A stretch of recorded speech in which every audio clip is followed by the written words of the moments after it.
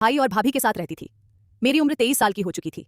मुझे अपने mummy papa की बहुत याद आती थी, क्योंकि जब वे थे तब मुझे कभी प्यार की कमी महसूस नहीं हुई थी। वैसे मेरे भैया भी मुझे बहुत प्यार करते थे। भैया का नाम अंकित था। मैं उनसे उम्र में 4 साल छोटी थी, लेकिन जब से भाभी हमारे घर में आई थी, उन्हें मेरे और भैया के प्यार से जलन होने लगी थी। भैया शुरू से ही मेरी हर ख्वाहिश पूरी करते थे। भाभी के आने के बाद भी जब भैया उनके जैसा ही सामान मेरे लिए लाने लगे तो भाभी का मूड खराब हो जाता था। फिर भी भैया कहते थे, मेरे लिए तुम दोनों बराबर हो। क्यों? तुम मेरी पत्नी हो और प्रिया मेरी इकलौती बहन है, इसलिए मैं दोनों के लिए एक जैसा सामान लाता हूँ।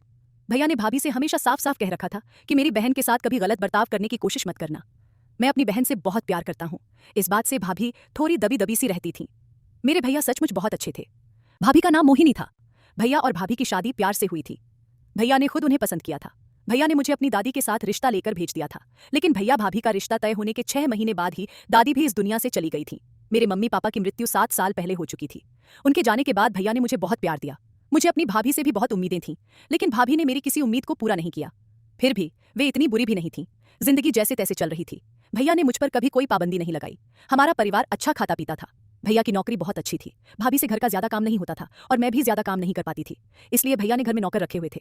हमारे घर में एक नौकर और 2 नौकरानियां काम करती थीं। हमारे घर के सामने एक नया किराना स्टोर खुला था। सुना था कि एक लड़के ने अपने घर में ही यह दुकान शुरू की है। यह घर काफी समय से बंद पड़ा था। उस घर का मालिक दूसरी गली में रहता था। उस लड़के ने यह घर खरीद लिया और वहां बड़ी सी किराना दुकान खोल दी। मेरा कमरा दूसरी मंजिल पर था।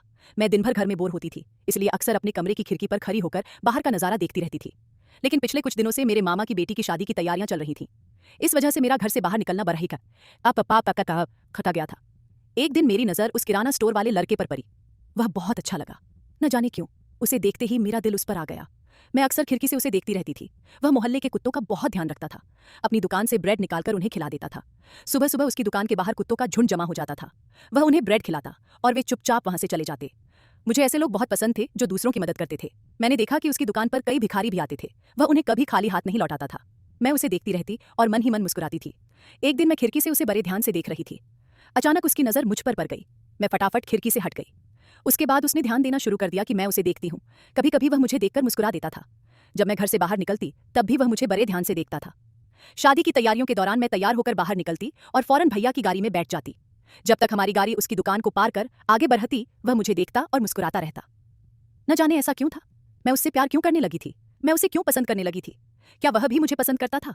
वह मुझे देखकर क्यों मुस्कुराता था और मैं उसे देखकर क्यों शर्मा जाती थी? यह सारे सवाल मेरे मन में घूमते रहते थे। उसका नाम सुधीर था। हमारे घर का सारा राशन उसी की दुकान से आता था, क्योंकि उसकी दुकान काफी बड़ी थी। वैसे मैं ज्यादा किसी से बात नहीं करती थी, लेकिन हमारे घर में 2 नौकरानियां थीं, रीमा और पिंकी। दोनों मेरी उम्र की थीं। भैया ने रीमा को भाभी के काम के लिए रखा था और पिंकी को मेरे लिए। पिंकी ज्यादातर मेरे साथ रहती थी, मेरे सारे काम करती थी। रीमा भाभी के साथ रहती थी। भाभी ने तो रीमा को अपनी छोटी बहन बना लिया था। वे उसके साथ हमेशा बाजार जाती थीं। भैया भाभी की शादी के 2 साल बाद ऊपर वाले ने उन्हें बच्चे की खुशी दी। तब से भाभी को रीमा का सहारा मिल गया था। रीमा उनके बच्चे को संभालती थी। भाभी जहां भी जाती रीमा को साथ ले जाती थी। हमारे घर का नौकर गुरप्रीत था, जो पंजाब के एक छोटे से गांव से आया था। हम उसे प्यार से गुड्डू कहते थे। वह बहुत अच्छा लड़का था। घर के सारे बाहर के काम वही करता था। यहाँ तक कि दोपहर में भैया के ऑफिस में खाना भी वही पहुंचाता था। घर के लिए सब्जियां भी वही लाता था। जिंदगी ऐसे ही चल रही थी। एक दिन मैं खिड़की पर खड़ी थी। पिंकी ने मुझे देख लिया। वह मेरे पास आई और बोली, दीदी खिड़की पर खड़े खड़े क्या मुस्कुरा रही हो? मैंने कहा, कुछ नहीं, तुम्हें पता है ना कि मैं दिन भर बोर होती रहती हूँ। भाभी मुझे घर से बाहर निकलने नहीं देती थी। उनका कहना था कि ज्यादा सहेलियों से मिलना जुलना ठीक नहीं। मैं भी ऐसी नहीं थी कि आवारा लड़कियों की तरह बाहर घूमती रहूं। मुझे अपने घर में ही सुकून मिलता था। मेरे पास मोबाइल भी नहीं था। घर में लैंडलाइन भी नहीं थी कि किसी दोस्त या रिश्तेदार से बात कर लूं। पिंकी ही थी जिससे मैं अपने दिल की बात कह लेती थी। वह मुस्कुराकर बोली, यह सब तो ठीक है, लेकिन आप ये बताओ कि खिड़की से बाहर झांककर क्यों मुस्कुरा रही थी? मैंने कई बार देखा है कि आप किसी को देखती हो या किसी बात पर मुस्कुराती हो। मुझे सब जानना है। मैंने कहा, किसी को नहीं, बस ऐसे ही बाहर देखती हूँ कि दुनिया कितनी खूबसूरत है। बस इसी से मन में मुस्कुराहट आती है। कई दिन ऐसे ही बीत गए।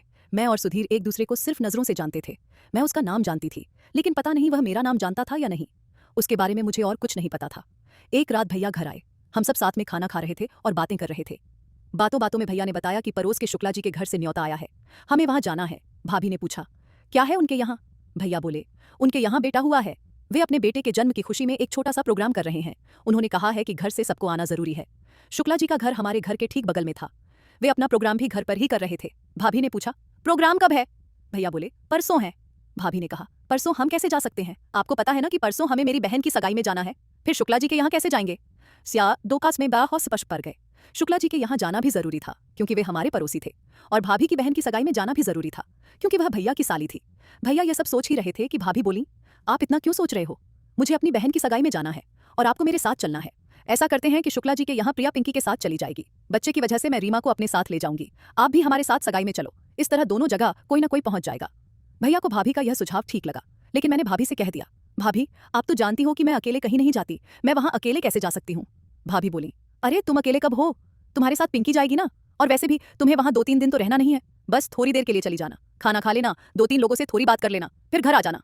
भैया बोले, हाँ प्रिया तुम्हारी भाभी बिल्कुल सही कह रही हैं, हमें अपने आस पड़ोस के लोगों से रिश्ते कमजोर नहीं करने चाहिए। पिंकी ने मुझे इशारे से कहा, दीदी मैं आपके साथ चलूंगी। यह सुनकर मैं चुप हो गई। 2 दिन बाद मैं और पिंकी पड़ोस के घर जाने के लिए तैयार हो गए। उन्होंने इतने प्यार से बुलाया था कि मैं मना नहीं कर सकी। उधर भैया और भाभी भी सगाई में जाने के लिए तैयार हो गए। मैं और पिंकी शुक्ला जी के घर पहुंच गए। वहां जाकर हमें बिल्कुल भी असहज नहीं लगा। शुक्ला जी की पत्नी और बहनें मुझसे बहुत अच्छे से बात कर रही थीं। मुझे बहुत अच्छा लगा। मैंने शुक्ला जी के बच्चे के लिए एक तोहफा भी दिया। फिर हम सब खाना खाने चले गए। मैं और पिंकी खाना खा रहे थे, तभी अचानक मेरी नज़र सुधीर पर पड़ी। वह भी वहां मेहमान के रूप में आया था और खाना खा रहा था।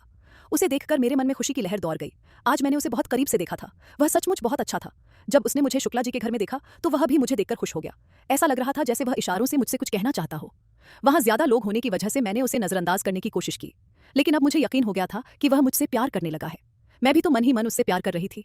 उस दिन हम शुक्ला जी के घर से वापस आ गए, लेकिन मैं बहुत खुश थी। हमारे आने के थोड़ी देर बाद भैया और भाभी भी घर लौट आए। मैं भाभी को खुशी खुशी बता रही थी कि मुझे शुक्ला जी के घर जाकर बहुत अच्छा लगा, और उनके परिवार से मिलकर भी। भाभी ने न जाने क्यों मुझे हैरानी से देखा। वे बोली, आज तुम बहुत खुश दिख रही हो। मैंने उनकी बात सुनकर अपनी खुशी थोड़ी कम दिखाई। भाभी ने कहा, आज से पहले मैंने तुम्हें कभी इतना खुश नहीं देखा, न ही तुम पड़ोसियों या रिश्तेदारों के यहाँ जाकर इतनी खुशी के साथ लौटी हो। आखिर बात क्या है। मैंने कहा, भाभी कुछ भी नहीं, बस ऐसे ही। यह कहकर मैं अपने कमरे में चली गई। कुछ दिन बीत गए। रीमा और पिंकी अपने गांव वापस जाने की तैयारी करने लगी। मैंने उनसे पूछा, तुम दोनों अपने गांव क्यों जाना चाहती हो, यहीं रहो ना, तुम यहाँ रहती हो तो घर के काम कितने आसान हो जाते हैं। वे बोली, दीदी आप किसी और को नौकरी पर रख लो। रीमा और पिंकी एक ही गांव की थीं और आपस में चचेरी बहनें भी थीं। रीमा का रिश्ता तय हो चुका था। रीमा की वजह से ही पिंकी यहाँ नौकरी कर रही थी, क्योंकि वे बचपन की सहेलियां भी थीं। लेकिन अब पिंकी ने भी रीमा के साथ जाने का फैसला कर लिया था। वे दोनों एक साथ यहाँ आई थीं। भाभी ने उन्हें रोकने की बहुत कोशिश की।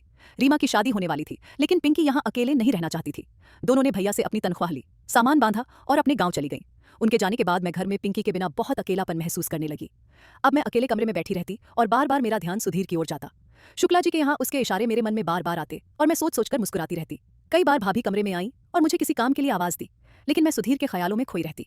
एक बार भाभी ने मुझे झकझोरा और बोली, तुम्हें क्या हो गया है, अकेले बैठे बैठे कहाँ खो जाती हो। मैं घबरा गई। मैंने कहा, भाभी क्या हुआ। वे बोली, मैंने कहा था कि 1 कप चाय बना दो, तुम भी पी लेना और मुझे भी दे देना। जब से वो दोनों लड़कियां गई हैं, घर के काम में बहुत परेशानी हो रही है। मैंने कहा, अच्छा ठीक है, मैं चाय बना देती हूँ। भाभी ने मेरा हाथ पकड़ लिया और मुझे रोकते हुए बोली, पहले यह बताओ कि तुम कहाँ खोई रहती हो। मैंने भाभी को टालने की बहुत कोशिश की। वे बोली, देखो प्रिया, मैं तुम्हारी बड़ी बहन की तरह हूँ। मैंने हमेशा तुम्हें अपनी छोटी बहन माना है। मेरे लिए तुम सगी बहन जैसी हो। अगर कोई बात है जो तुम्हें परेशान कर रही है या जिससे तुम उलझन में हो तो मुझसे कह सकती हो सकता है मैं तुम्हारी कोई मदद कर सकूं। जब से तुम शुक्ला जी के घर से आई हो, तुम्हारा अंदाज कुछ बदला बदला सा लग रहा है। आखिर वहां ऐसा क्या हुआ था। भाभी मेरे करीब आई और मेरे हाथ पकड़ लिए। मैंने कहा, हाँ भाभी, आप मेरे लिए बड़ी बहन जैसी ही हो, कोई बात होगी तो मैं आपको जरूर बताऊंगी। यह कहकर मैंने भी उनके हाथ मजबूती से पकड़े। फिर मैं किचन में गई और भाभी वत्ते लय तो देखी आगे अपने लिए चाय बनाकर लाई। मैंने देखा कि गुड्डू भैया भी दरवाजे पर बैठे थे। मैंने उनसे पूछा और उन्हें भी 1 कप चाय दे दी। अब मैं और भाभी ही किचन में काम कर रहे थे। भाभी ने भैया से कह दिया था कि नौकरानियों का इंतजाम कर लें, हर